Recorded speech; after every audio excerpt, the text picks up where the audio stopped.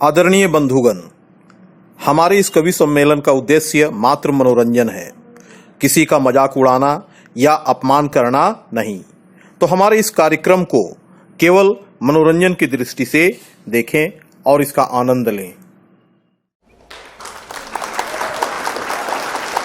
धन्यवाद धन्यवाद धन्यवाद। पहले रचना का शीर्षक तो सुन लें, फिर तालियां बजाइएगा। रचना का शीर्षक है अपराधियों आगे बढ़ो, जनता तुम्हारे साथ है। लोकतंत्र में जनता का शासन जनता के द्वारा जनता के लिए होता है।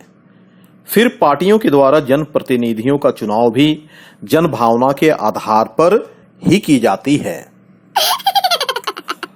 राजनीतिक पार्टियां इसका पूरा ध्यान रखती हैं और जनता के सामने अपने चुनावी घोषणा पत्र के प्रत्यक्ष एजेंडे को रखती है और अप्रत्यक्ष एजेंडे के आधार पर जनप्रतिनिधियों का चुनाव करती है।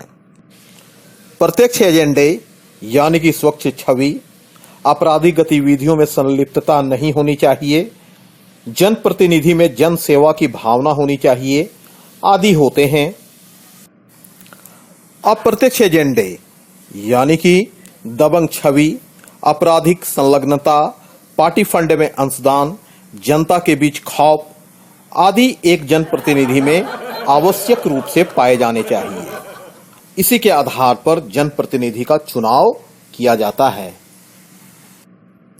और इसे ध्यान में रखते हुए किस उम्मीदवार को टिकट दिया जाना है, उस क्षेत्र के टॉप 10 अपराधियों की सूची तैयार कर 3 वरिष्ठ अपराधियों का चुनाव किया जाता है।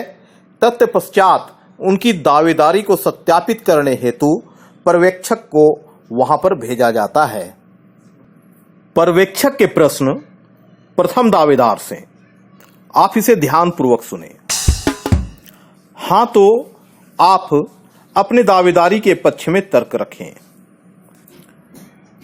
प्रथम दावेदार के उत्तर पर ध्यान दें। जी, 2 मर्डर और 3 अपहरण।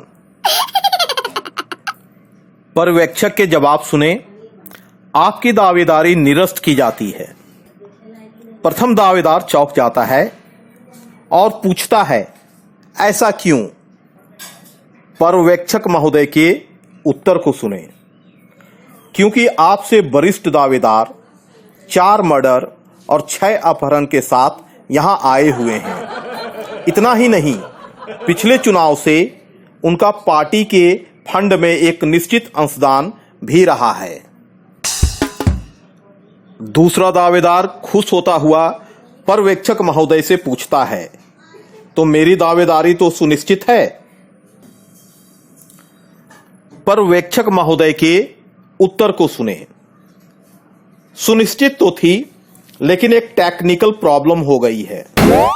तृतीय दावेदार का कोई मर्डर या अपहरण करने जैसा कोई हैवी स्टेटस तो नहीं है, लेकिन समाज के एक बड़े तबके को उन्होंने शराब का लत लगाकर अपने बस में कर रखा है। अब पार्टी हाईकमान ही कुछ निर्णय ले सकती है, मैं कुछ नहीं कर सकता।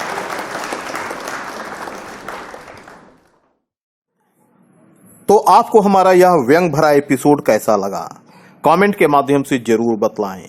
हमारे चैनल को सब्सक्राइब करना ना भूलें और बेल के आइकन को जरूर प्रेस करें, ताकि जब भी कोई वीडियो अपलोड की जाए तो उसकी नोटिफिकेशन आपको तुरंत मिले।